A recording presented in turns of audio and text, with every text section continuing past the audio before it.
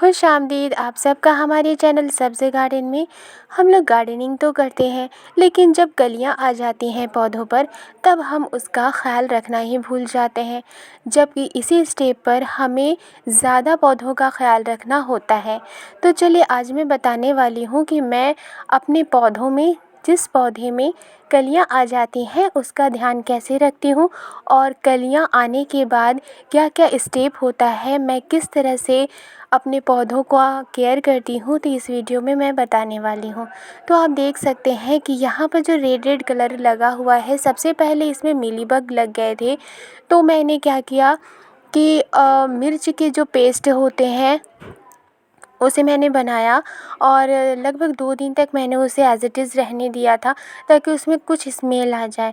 और मिर्च का तीखापन और स्मेल मिल करके जब मैंने पौधों पर छिड़काव किया तो इससे मुझे बहुत अच्छा रिज़ल्ट मिला। तो सबसे पहला है कि हमें मिलीबग और दूसरी तरह के जो कीड़े मकोड़े होते हैं उससे अपने पौधों को बचाना है, ये पहला स्टेप हो गया।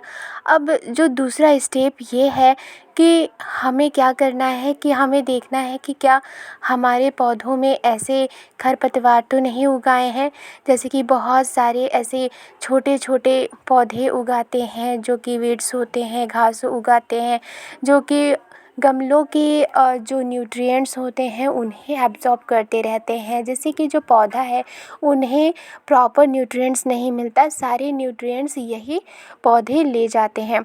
तो हमें अब क्या करना है कि जैसे ही कलियां आ जाएं तो ये जो छोटे छोटे पौधे उगाते हैं, जो अनवांटेड प्लांट्स होते हैं, उन्हें हमें हटा देना चाहिए।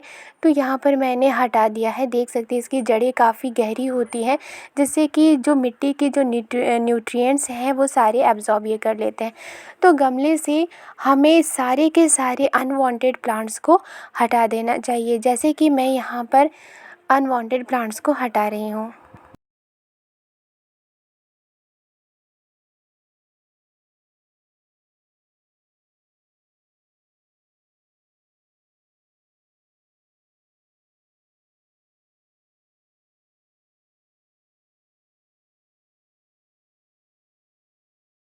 पौधों से अनवांटेड प्लांट्स को हटाने के बाद मैं निराई गुड़ाई करती हूँ। निराई गुड़ाई करने से एक फ़ायदा ये होता है कि जड़ों को स्पेस मिल जाता है ग्रो करने के लिए, और साथ ही जो एयर है वो मिट्टी के पार्टिकल्स में आते हैं, जैसे कि जड़ों के लिए फ़ायदेमंद होते हैं। और साथ ही जो मिट्टी है वो ज़्यादा हल्की हो जाती है जब हम इसमें खाद डालते हैं, तो ये प्रॉपर तरीके से पौधे के जड़ उसे एब्जॉर्ब करते हैं। तो खाद डालने से पहले मैं मिट्टी की अच्छी तरह से गुड़ाई करती हूँ।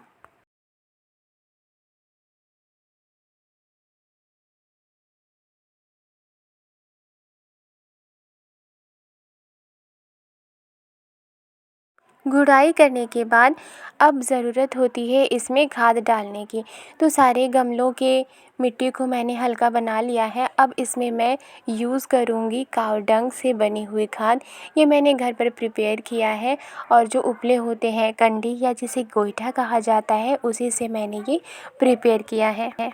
चूँकि पौधों में जब कलियाँ आती हैं तो उस वक्त ये पौधों को ज़्यादा न्यूट्रिएंट्स की ज़रूरत होती है, इसलिए ये जो मैंने खाद तैयार किया है ये मैंने कंडे, जिसे उपला कहा जाता है या गोईठा कहा जाता है, उसी से ही मैंने इसे तैयार किया है। ये काऊ डंग खाद है, और इस खाद को मैं हर एक गमले में अच्छी तरह से दे दूँगी, और इसके बाद मैं इसमें मिक्स कर दूँगी।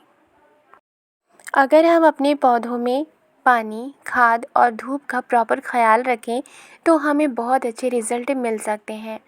तो यहाँ पर मैंने खाद देने के बाद अच्छी तरह से पहले ही गुड़ाई की हुई मिट्टी में मिक्स कर दिया है खाद को, और इस तरह से खाद अच्छी तरह से मिक्स हो जाता है। अब खाद देने के बाद अब मैं इसमें दूंगी पानी। कुछ गार्डनर क्या करते हैं कि खाद देने के बाद इसी तरह से छोड़ देते हैं, और उनका अपना एक राय हो सकता है, लेकिन मैं क्या करती हूँ खाद देने के बाद मैं पानी दे देती हूँ, क्योंकि खाद में जो न्यूट्रिएंट्स होते हैं वो पानी की वजह से वो मिट्टी में और अच्छी तरह से मिक्स हो जाते हैं, और जो रूट्स होते हैं पौधों के वो न्यूट्रिएंट्स को एब्जॉर्ब करते हैं। तो इस तरह से मैं कलियाँ आने के बाद अपने पौधों का ख्याल रखती हूँ। वीडियो पसंद आई है तो लाइक एंड सब्सक्राइब करना मत भूलिएगा। मिलती हूँ नेक्स्ट गार्डनिंग में। शुक्रिया।